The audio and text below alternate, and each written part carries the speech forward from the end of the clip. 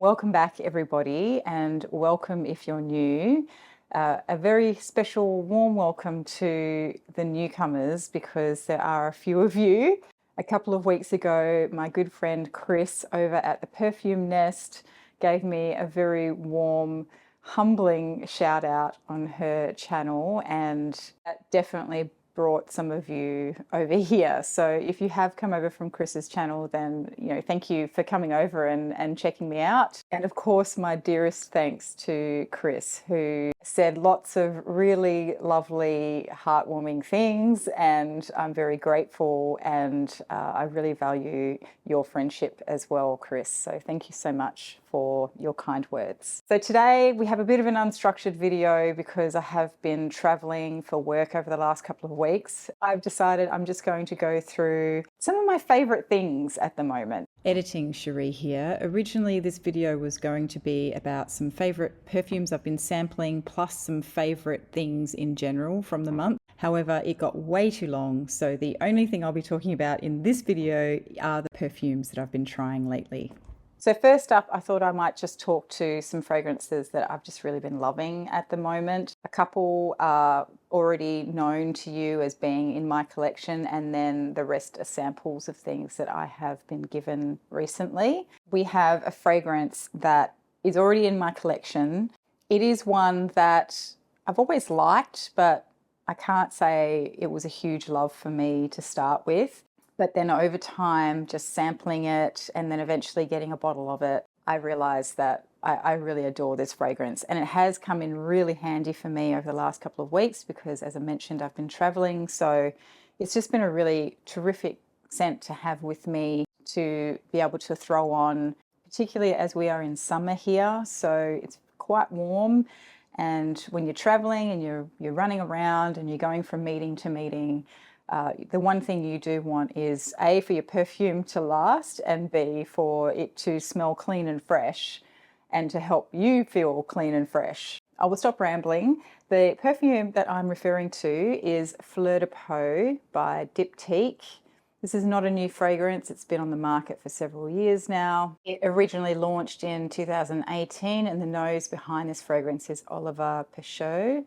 I don't know if I'm saying that correctly. Apologies if I'm not. It's very aldehydic. It's quite vegetal. It sort of smells kind of carroty, which I think might be the presence of ambrette in here, which apparently gives off a carroty vibe. It's not particularly floral. It's not particularly lipsticky. It's a little bit peppery and sort of woody, but the woods are very subtle in here and you don't necessarily detect them as woods. It's sort of just a hint of woodiness, and it's not too dry. And it's not really even a dry woodiness. It's just sort of like being in a room and being aware of maybe a slight scent of woody furniture, but without it being sort of in your face. Hopefully that makes sense. Okay, the next one is one that I have been wearing a bit over the last couple of weeks, and I have just absolutely been loving it. This is a sample of Hermes Agar Ebene. I'm not sure if I'm saying that correctly. This is part of the Hermescence line, and I think the perfumer behind this is Christine Nagel, and this is also a 2018 launch. So this one I really love. It's obviously got an oud note in it, as indicated by the Agar in the name. This is not a barnyardy oud. It's a very clean and crisp oud that almost gives the sensation of a white wood. And there's also sort of an almost green tinge to it. And I wouldn't necessarily call it a green fragrance, but there is sort of a freshness in here. It's a hint aromatic. It has a note of fir balsam in here, or balsam fir. I can't remember which way around it goes. But to me, that gives it a sort of slightly green aromatic hint. It's very subtle. It's not overly green, but it just gives it a brightness and a lift and almost a cooling effect for the overall fragrance. And then you also have that characteristic Hermes suede leather in the base that's really gentle. It's not too leathery. It's really light and buttery and smells really, really expensive. So this to me is a really formal smelling fragrance. I would wear this out to a really formal lunch or possibly even a formal evening event. Being from the Hermes line, it is an eau de toilette, so it's not going to be a hugely heavy fragrance. It won't necessarily project for a very long time. I do detect it for several hours on my skin, but I'm probably losing it around the 5 to 6 hour mark. So that is Agar Ebene by Hermes, and I'll be very sad when this sample has gone. It's one of the few leathery type of fragrances that I truly enjoy. All right, next up is one that I have really fallen in love with over the last few weeks, and it's taking all of my willpower to not just go online and buy a bottle immediately. This is Victoria by Frassai. This sample was gifted to me by my friend Emma, and I have to admit that I didn't think I was going to love this fragrance. Or at least I didn't think it was going to be for me, because the note listing straight off the bat lists lychee in the top. And I think Emma's description was that it was a very realistic lychee note. And I thought, oh, it's going to be a fruity floral. I immediately thought of Delina, and I just thought, it's probably not going to be my vibe. Oh, how wrong I was. And if you are like me and you tend to be put off by any mention of really sweet fruits like lychee in a fragrance, then don't be put off by this one, because it is very different to what I expected. First of all, I will say that it's quite a powerful fragrance. This is just a 2 ml sample, and I have had at least 6 wears out of this fragrance, and I have quite liberally sprayed myself with it, and it performs really, really well. And I can only imagine that if I had a full bottle with a full spray atomizer, it would probably last me the rest of my life.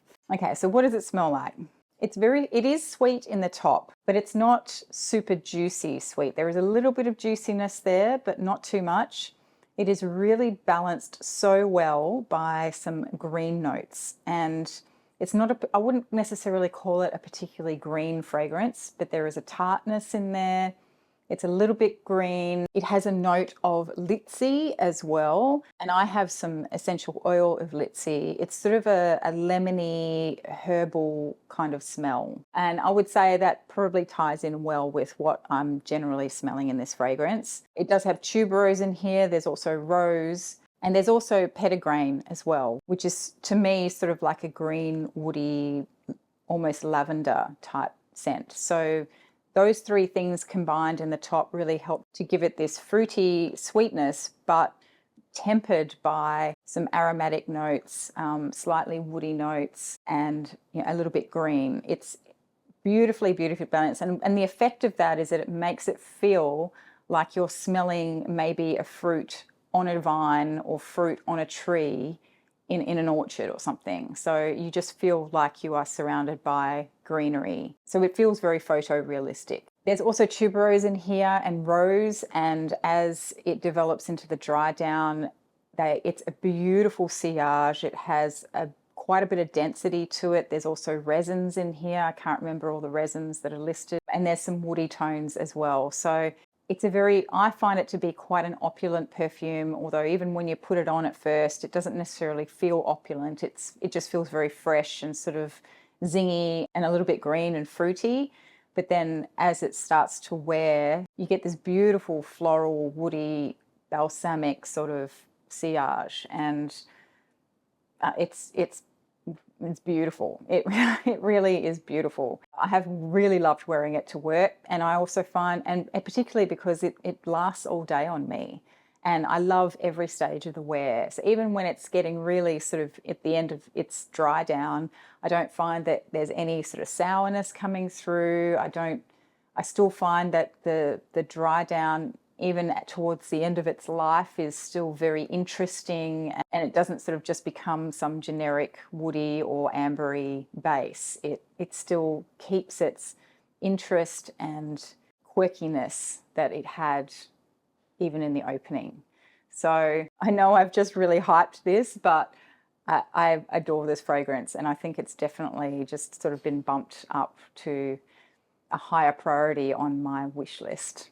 So that is Victoria by Frassai. Okay, another one that I have been really enjoying, which was a bit of a surprise for me, is Lys 41 by Labo. I have been totally sleeping on this fragrance. This is one that I've had this sample for quite some time. In fact, I think I have a few samples of this that I've been given over the years, and I just never really paid attention to it because my main experience of Le Labo fragrances was Santal 33, as you can probably imagine, like most people, and it just wasn't a fragrance that really gelled with me. And then I think I did try a couple of others, and you know, they weren't loves either, and I really didn't get the house because nothing smelled like what I thought they should smell like given the names that they've been given.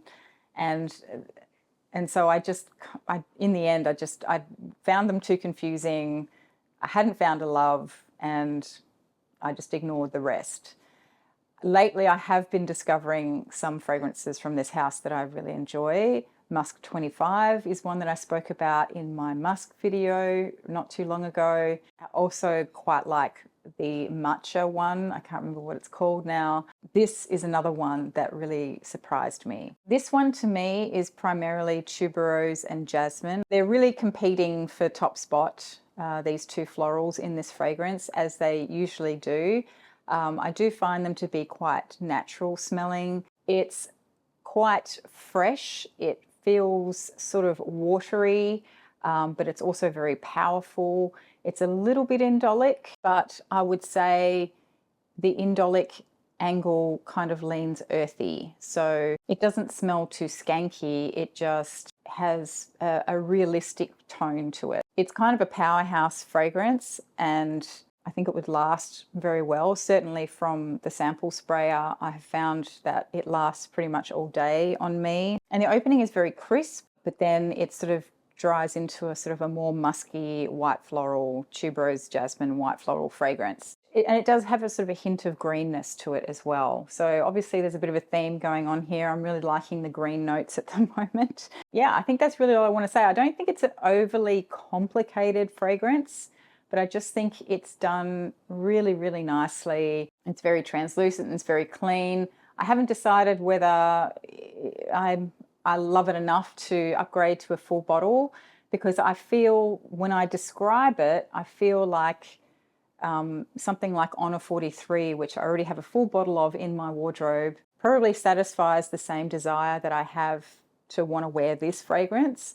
So I probably don't need both. But regardless, it's a very strong contender for me in terms of white floral fragrances. I think it's just really beautiful, and I think it would wear perfectly all year round because it does really pack a punch. So it would stand up, even though I think it probably leans more summery and warm weather, it would probably really pack a punch in winter as well. Next up is one that I think is pretty special. This is from Les Abstraits, I think is how you say it, by our very own Eugene from You Smells Good here on YouTube.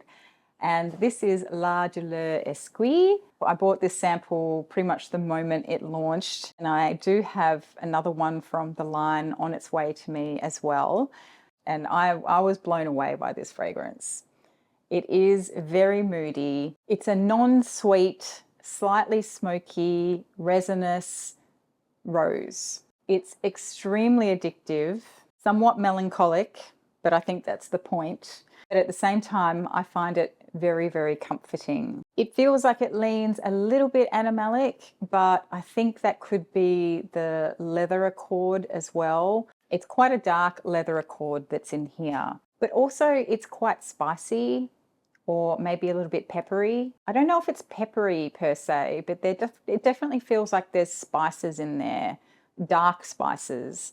And then there is, again, just a slight hint of greenness to it. There's just something in there that helps to lift it a little bit and stop it from going too heavy, too dark, and too leathery. If you're looking for a darker sort of rose fragrance, maybe not super dark, but you don't want it to be overwhelmed by something like oud, which I find seems to be the fashion with dark rose fragrances, is that they're usually paired with, you know, some really overpowering dark oud and that just takes over everything, then I definitely recommend giving this one a try. I think it takes you on quite a journey, and I'm still, you know, learning, you know, what the different stages of this fragrance are for me.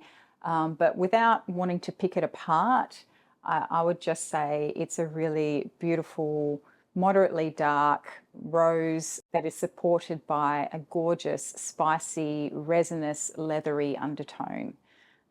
It's really, really beautiful. Although this is one that I could only wear in wintertime. I don't think I could wear this in the summer here. I did wear this on a hot day a few months ago, and I thought it was going great, but you know, towards the end of the day, it did start to feel like quite a lot. I feel like this is definitely one that I want to be wearing when I'm wearing lots of knitwear and I'm feeling really cozy and it's sort of dark outside. That's the sort of vibe this fragrance has. Anyway, so that is La Douleur Exquise by Les Abstraits, and definitely worth getting your nose on. All right, so the next one is the last one that I'm going to talk about today. This is one that I have wanted to try for ages. It did receive a lot of hype on the socials, and I am not ashamed to admit that part of the reason why I felt so drawn to wanting to try it was because of the bottle. I am a sucker for a pretty bottle. There's no doubt about that.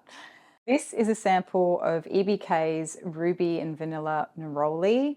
You know, I'm very partial to an orange blossom. Zola Blossom by Mise en Cire is one of my favorite orange blossom fragrances, and one of my favorite fragrances in general. Definitely has gotten a lot of love over the last couple of years. And I do have a little 15 ml bottle of Ruby and Vanilla Intense, which is the red bottle. So I was very, very keen to try this one. I think in my mind, when I thought about this particular fragrance, and also knowing what Ruby and Vanilla Intense smells like, I think I had in my mind that this was going to be much brighter and lighter.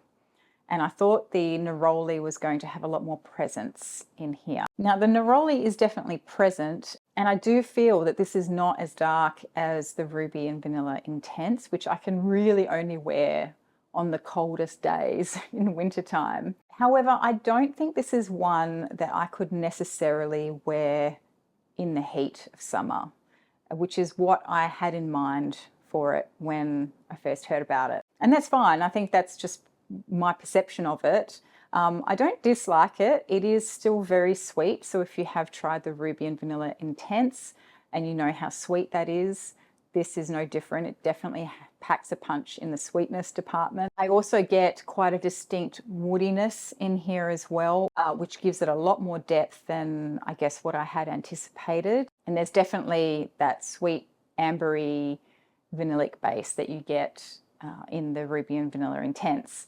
So I like this. I think I'm going to have to save this sample for the cooler months and revisit, because it's definitely just too much for me at this time of year. And it might actually be a better option for me than the Ruby and Vanilla Intense, because that one is very intense and it's very dark and can be a little bit too much for me. Like I said, I can only wear it on the coldest of days. Whereas I think this one, even though it doesn't feel that light to me right now because we're in the height of summer and that's when I'm testing it, I have a feeling that if I compared them side by side and perhaps tried this again in the cooler months or maybe the transition months in autumn, it would probably sit a lot better with me. But at the moment I am finding the sweetness just a little bit too much. There is just something about this fragrance or this line of fragrances that they just have these really interesting elements in them, and they are very unique. I haven't really smelled anything like them. So for that reason, I do rate this, but if you are not into sweet fragrances, then this probably isn't going to be for you. And so that is it for the perfume samples. Stay tuned to see if I end up buying any of them. It is taking some pretty hefty willpower to not buy that bottle of Victoria, I have to say.